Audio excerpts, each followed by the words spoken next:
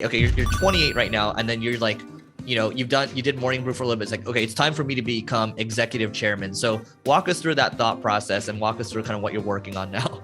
Because not many people think like that. They're like, I need to be CEO.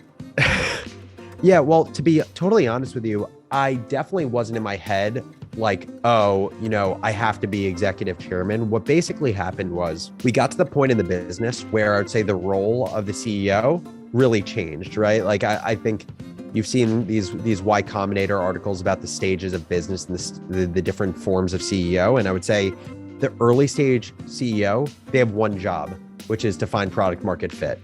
Then you have kind of the second stage CEO, which is, let's call it like the operational CEO, which is really about process planning and scaling. And then you have the third stage, which in some ways, I think actually reverts back to re-steepening the growth curve, thinking a lot about culture as you've built up a ton of scale. And so, what I found, at least at this point in my life, is I loved the first stage. I loved it. And it's what leaned into the things that I was best at. You learn this very early in entrepreneurship, but like you really have to quickly figure out what are the one or two things that you're really good at, that the world needs, that you enjoy doing. And for me, it was selling and storytelling, willing new shit into existence and proving that I had a great solution to a problem. And that was kind of it. And it worked really well in, let's call it the first 3 or 4 years of the business, because we're selling everything. We're selling employees on why they should take a risk to join a newsletter business, selling investors on why you should bet onto college kids that are building a media business, that generally media businesses aren't always the best investments, selling advertisers on why you should spend money with Morning Brew when you could go to the Wall Street Journal or CNBC. It was all a sale. And the second piece was actually building the newsletter, building our podcasts, like building our audience. And we got to the second phase where we had the foundation and it was about accelerating. And in order to accelerate, we had to be great at being proactive and looking forward.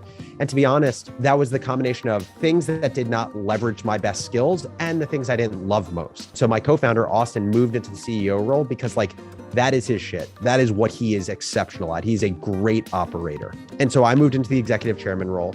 And I would say, basically, I spend my time on 3 things now. One is creating content for 2 reasons. One is because it allows me to storytell. And 2, as someone who's really passionate about media, I just find it's the best way to see where the industry is going is by being a creator myself. Second is Morning Brew, as we scale from, as you refer to it, and most people refer to it as a newsletter, to a media brand. One of the big bets we're making is that people identify with people. And so we are bringing creators onto our platform.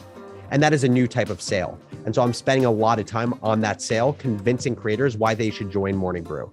And the third is honestly just tackling the biggest problems with Austin related to the business. And so that's how I spend my time now as executive chairman. How often do you talk to Austin per week? Every day. Wow. Okay. And this is I'm assuming a couple hours, or what does it look like? We don't have set catch-ups. Maybe we should, we used to, but now it's literally just in between meetings. Yeah. We'll talk about important things going on. So it'll be if I talk to a really interesting creator who I'm we should look more into this person about bringing them on the Brew platform, I'll send them their information on Slack. I'll be you should check them out. Or if I'm talking about a challenge within the business with him, whether it's a personnel challenge or whether it's a way to level up our partnership with Axel Springer or Business Insider, we'll shoot each other a call. Or honestly, now what we do most is huddle on Slack. Huddles have been the best feature added to Slack. Yeah, they're fast. So what percentage of your time do you think goes to Morning Brew right now? Do you think it's still the majority, but just in direct ways? I would say that 30 or 35 hours a week are spent on Morning Brew. Got it.